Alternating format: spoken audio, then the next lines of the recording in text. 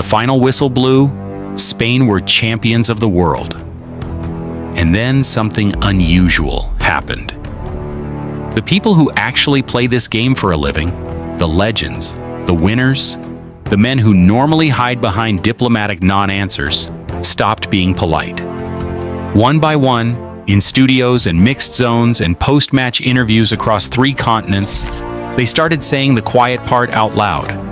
And when you line up what they said side by side, it stops sounding like a bunch of separate opinions and starts sounding like a verdict, a unanimous one. So forget what I think for a second. Let the witnesses talk, because the footballers just told you the truth about Spain versus Argentina, and it's brutal. Let me set the scene fast, because you probably watched it and you definitely felt it. Spain 1, Argentina 0. After extra time, a Ferran Torres finish in the 106th minute, settling a final that Spain had controlled from almost the first pass.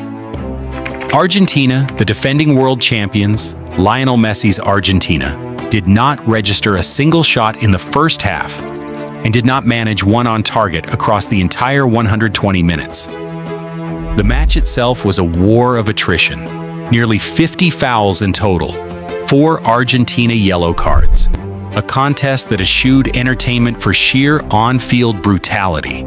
Enzo Fernandez got himself sent off in the dying seconds of normal time for a studs-down lunge that launched a teenager into orbit, leaving Argentina to survive extra time with 10 men. And when it ended, instead of accepting it, several of their players tried to fight the winners. That's the game. Now here's what the football world said about it. Start with the man who never softens anything. Zlatan Ibrahimovic, a person who has spent his entire career refusing to flatter anyone, looked at this final and delivered it flat. Football won today. He pointed straight at the 0, Argentina's 0 shots on goal, and said they finally got what they deserved, that they played dirty, and that the whole world just watched how weak they really were. When Zlatan, of all people, is telling you a team was weak, that's not a hot take, that's a diagnosis. Then the tactical mind stepped in, and this is the part I want you to really hear, because it reframes everything. Thierry Henry wasn't interested in the fights. He was mesmerized by what Spain did without the ball. When Spain lost possession, Henry noted, they won it back within about 3 passes, every single time, because all 11 players defended with a discipline he called genuinely remarkable. And that's the detail casual viewers miss. When people say a game was boring, they're usually watching the team with the ball. Henry was watching the team without it. And what he saw was 11 players pressing as one organism, cutting off every escape route, suffocating the reigning champions so completely that Argentina's attack simply had nowhere to breathe. Sit with that. The story of this final wasn't just that Argentina were nasty, it's that Spain built a machine so complete that Argentina were never allowed to touch the ball long enough to hurt them. Micah Richards backed it up on the other side of the punditry aisle, singling out Rodri, the Golden Ball winner, back from a serious knee injury a lot of people used to write him off over, as the best midfielder in the tournament, hands down. Richards also reminded everyone that Pep Guardiola had flat out predicted Rodri would return to his peak at exactly this World Cup. Think about the year this man has stitched together. The Euros, the Ballon d'Or, a brutal knee injury and a comeback most players never manage, and now a World Cup, becoming the first Manchester City player ever to captain a side to the trophy. Richards looked at that trophy cabinet and just said, wow, Pep called it. Rodri delivered it. Spain lifted it. And the man who engineered the whole thing, Spain boss Luis de la Fuente, gave away the secret afterward without a hint of arrogance. The plan, he explained, was built first and foremost around keeping Messi at bay and other dangerous Argentines away from goal through sheer collective attitude, everyone sacrificing for the group. Then he said the line that should terrify the rest of the planet. If it hadn't been for Argentina's goalkeeper, Spain would have won by more. That's not a boast. Look at the stat sheet, and it's just a fact. And to prove he was still human, De La Fuente joked about Marc Cucurella's now famous vow to tattoo the coach's face if Spain won. "I'm not so ugly, though," he said, knowing full well those players are men of their word and now legally obligated to get his face inked on their bodies forever. That's a champion's dressing room. Loose, bonded, and lethal. Now back to the ugly stuff, because the footballers did not let it slide. And this is where the verdict became unanimous. Roy Keane, a man who spent his career happily kicking people, who genuinely loves the physical side of the sport, drew the line. On Argentina's antics, he said simply, "You've got to take your medicine." His point cut deep because he noted these were the same Argentina players doing this stuff to England's players a few nights earlier, and now that it came back around, they couldn't handle it. In football, being told you can dish it out but can't take it is about the worst insult there is.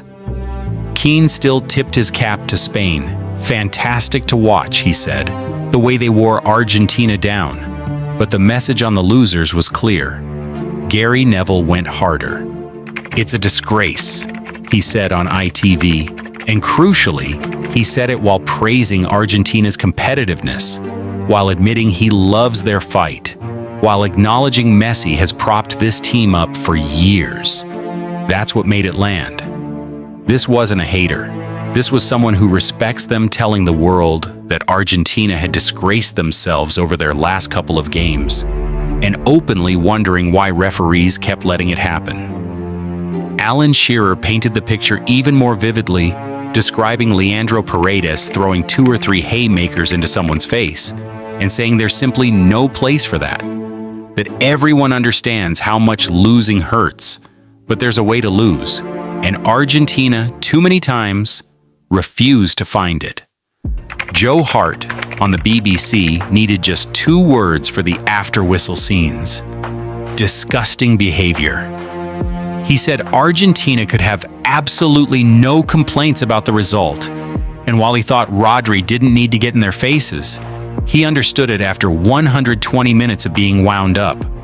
And Wayne Rooney, watching Paredes keep going and going long after someone had already been crowned world champion, called it embarrassing and not good enough, pointing out that Paredes is better than that.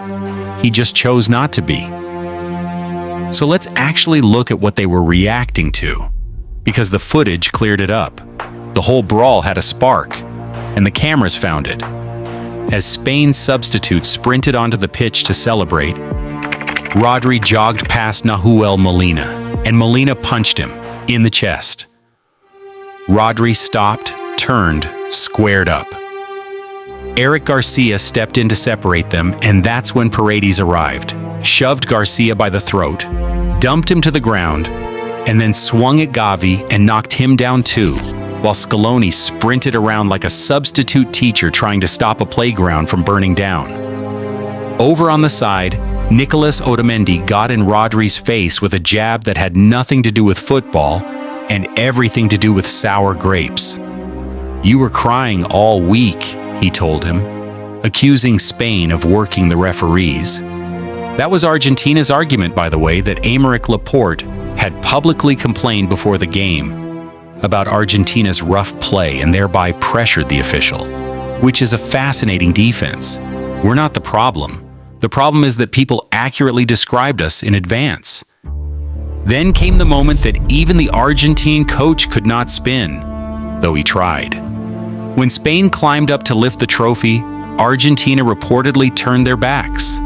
And Scaloni, through floods of tears at his press conference, as insisted his players had shown that they know how to lose. It was a strange thing to say about a night that featured a red card for petulance, nearly 50 fouls, a mass brawl, and a snubbed trophy ceremony. But here's where I have to stop and be fair. Because the footballers were fair too. And the truth has more than one layer. Because Scaloni's tears were real. This is a man who won the whole thing in 2022 and came within one disciplined opponent of retaining it. and he was gutted to his core. "Losing this hurts me deep in my soul," he said, before admitting outright that Spain were the better side and deserved to win. He called Messi the best footballer ever to step onto a field, marveled that at 39 the man is still doing this, and said he had no complaints about a single one of his players. Then he cast doubt on his own future. His contract runs to December, and he confessed he would need to talk to his federation, that he would need to reset his own mind, that assembling a group like this again might simply never be possible. "It'll be hard to put together another team like this," he managed, before choking up and walking out of the room mid-sentence. Whatever you think of how his players behaved, the man leading them was broken up over the beauty of what they had built and the pain of watching it end. And Neville was right that Messi propped this team up, a genius surrounded, as one German pundit less charitably put it, by teammates who do not share his feel for the game. Messi himself did not brawl, he wept. And even the harshest critics left a door open for fairness. Keane, for all his take-your-medicine scorn, went on to suggest we maybe shouldn't be too brutal on Argentina, that stripped of Messi's magic for once, were at least trying to find a different way to win a game they were losing. Being physical, being cynical, riding the edge of the rules, that's a tactic as old as the sport, and it's not automatically a crime. The crime, everyone agreed, came after the whistle, when the tactic had already failed, and there was nothing left to play for, but pride they refused to show. And Spain, to their enormous credit, stayed classy in a way that made Argentina's meltdown look even worse by contrast. De La Fuente praised his players as amazing, praised the sacrifice, refused to gloat about Messi. And Ferran Torres, the man whose goal won the World Cup, gave the quote of the night, "Not a word about himself, not a word about Argentina." The goal was for 47 million people, he said, meaning all of Spain, meaning it wasn't his, or even the 26 players, but everyone's who believed. That's the difference the footballers kept circling back to. One team made the final about themselves and their grievances. The other made it about a country. There was a lighter reckoning too, and the footballers didn't spare FIFA there either, because this was the first World Cup final in history to bolt on a full Super Bowl-style halftime show.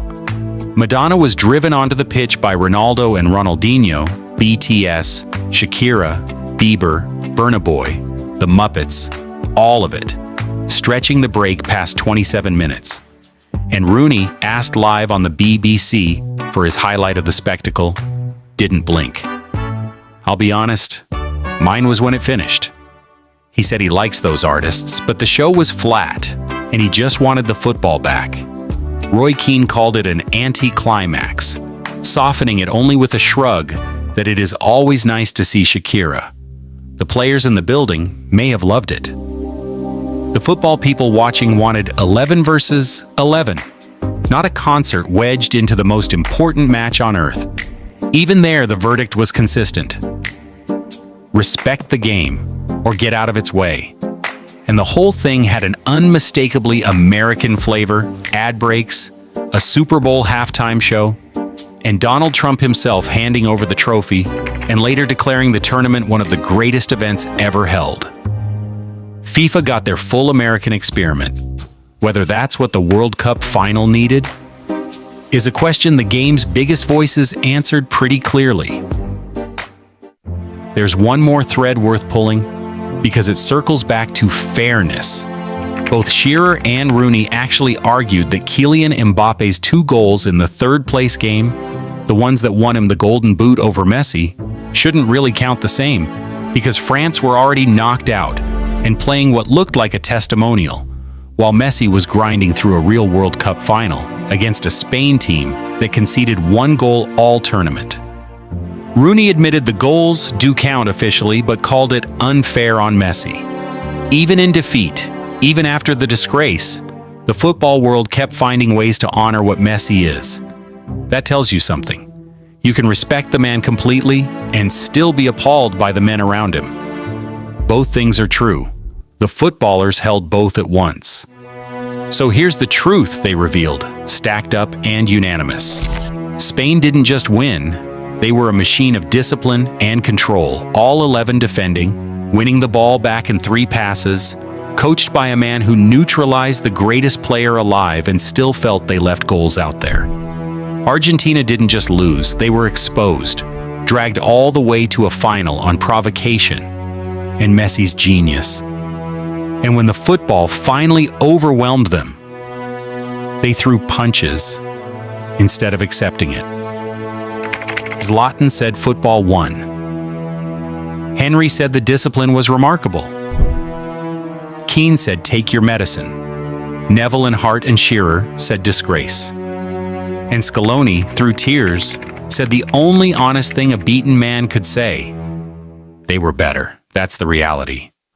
When the winners, the losers, and every neutral legend in between all tell the same story, it stops being an opinion. It's just the truth. And that's the thing about a verdict this unanimous. It doesn't need this channel to shout it. It doesn't need a conspiracy. It doesn't need an asterisk. It was delivered in real time by the people who know this game better than anyone alive. And every one of them pointed at the same 2 things. A Spanish side that was simply magnificent, and an Argentine side that couldn't lose like champions. The footballers didn't spin it. For once, they just said it. Which verdict hit hardest for you? Zlatan's cold football won, Keane telling them to take their medicine, or the coach admitting it through his own tears? Let me know down below. I'll be reading. Next up, the full tournament retrospective. Every hero, every villain, one last look at the wildest World Cup we've ever seen. Come close it out with me.